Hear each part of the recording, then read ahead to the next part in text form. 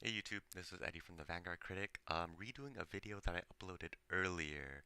That previous video just wasn't up to spec. So, in this video we'll be talking about a brief tournament report, the deck I used at the tournament, and some channel updates.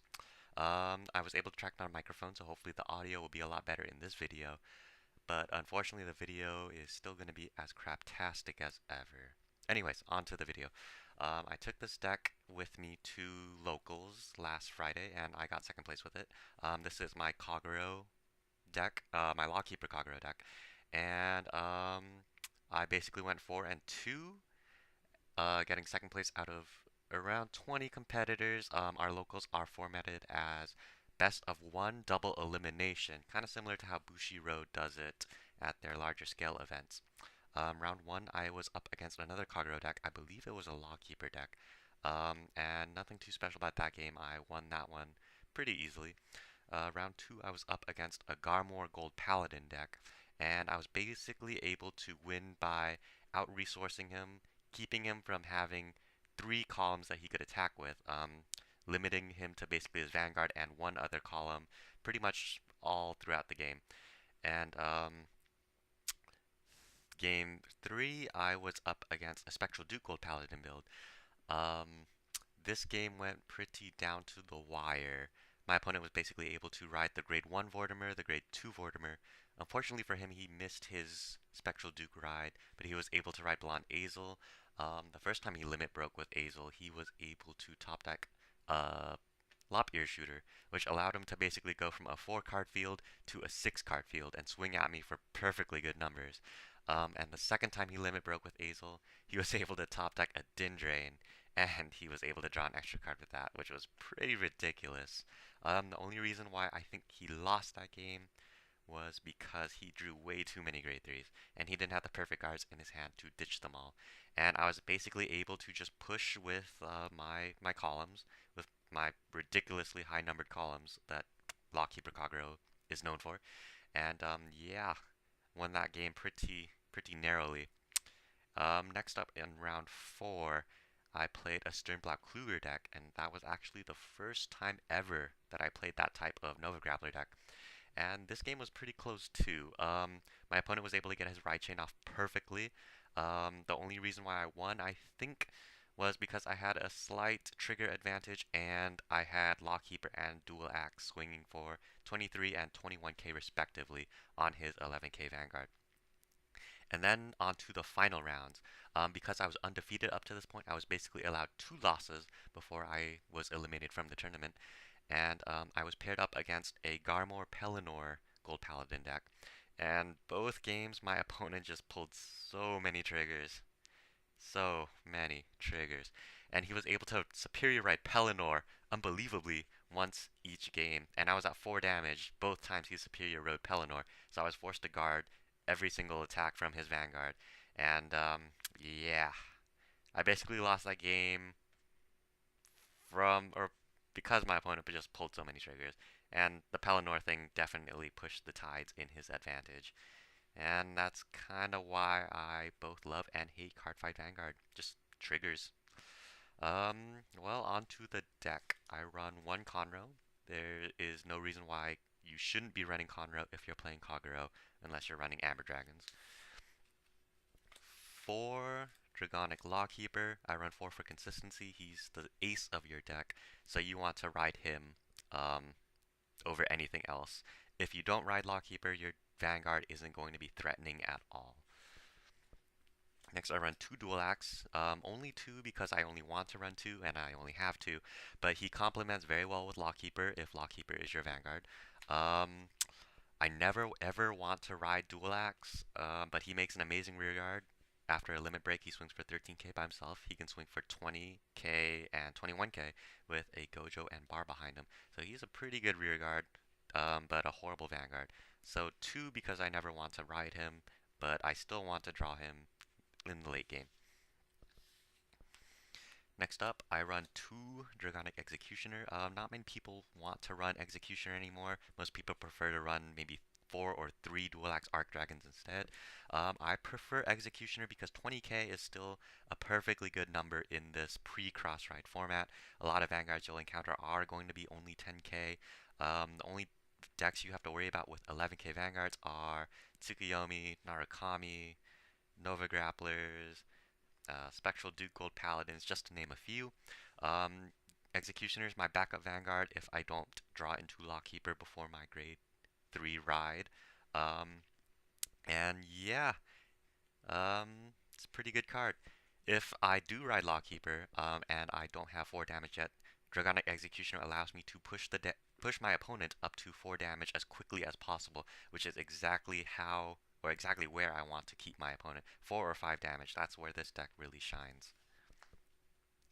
Next I run 4 Nahalem, 2 Garp, 6 grade 2 10k vanillas. Basically they can hit almost anything by themselves unboosted. 3 Berserk Dragons, pretty much the best grade 2 Kagero has at the moment. Counterblast 2 to retire an opponent's grade 2 or less rearguard. Um, I don't always use his counterblast. I only use it in emergencies or if my opponent has a really troublesome unit on the field. You can definitely still win games without ever having to use his counterblast ability even once. His 9k attack is still pretty good on its own. He can still hit almost anything, any rearguard your opponent plays in the early to mid game all by himself. Late game, you definitely want to have a booster behind him because he's not going to be hitting anything by himself.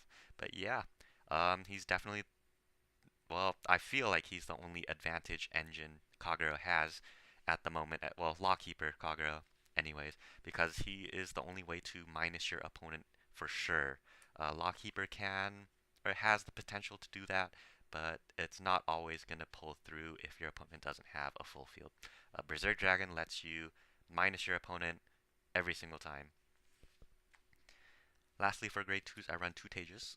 These used to be Dragon Knight Bergers, but I since replaced them because in theory, with this deck, I prefer to attack more often than I would like to defend myself. And Tejas lets me swing at my opponent's back row, hitting their precious boosters. And yeah, early game and mid game, it's a pretty good card. Late game, when I'm limit breaking, Tejas is kind of useless, but definitely MVP of the mid and early games. For grade 1, for grade 1s, I run 4 Wyvern Guard Baris. 4 Perfect Guards, that's just the way I like them, pretty standard. I've run 4 bars for grade 1 8k vanillas. There's no reason why you wouldn't be running these in Lawkeeper. They let your columns swing for 20 to 21k after a limit break.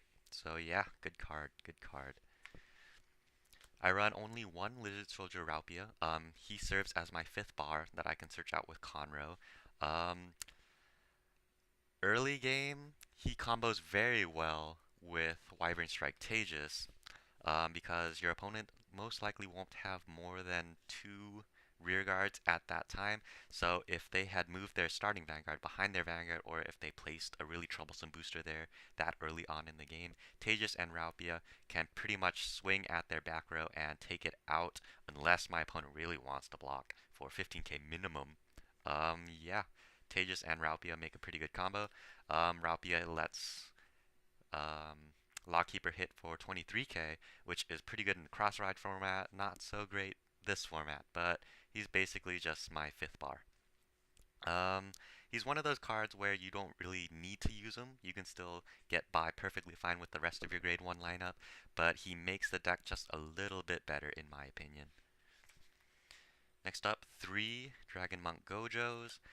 3 might be a little overkill to some people, but I like not misriding as much as possible, and Gojo lets me fix my hands if I'm missing a grade.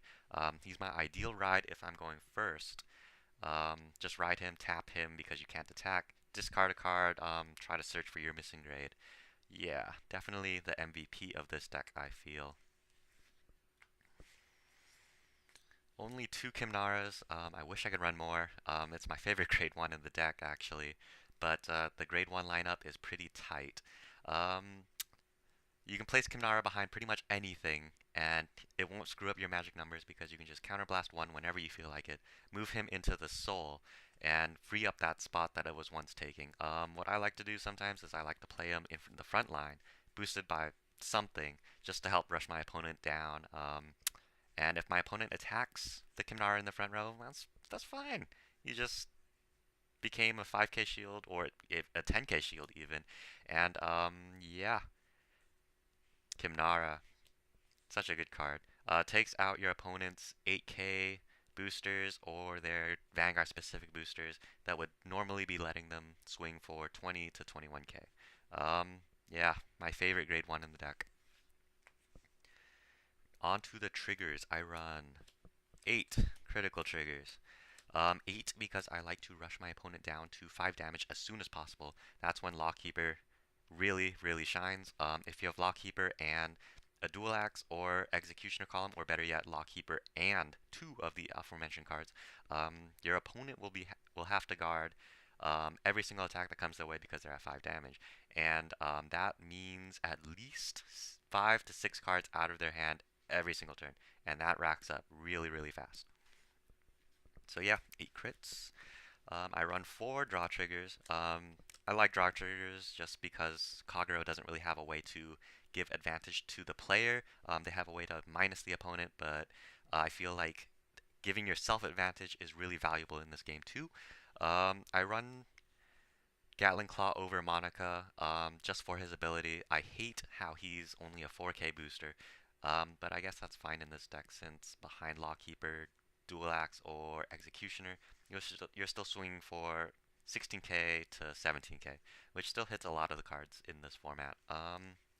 But if your opponent decides to pick off your Dual Axes or Executioners from the rear guard, this card becomes pretty useless.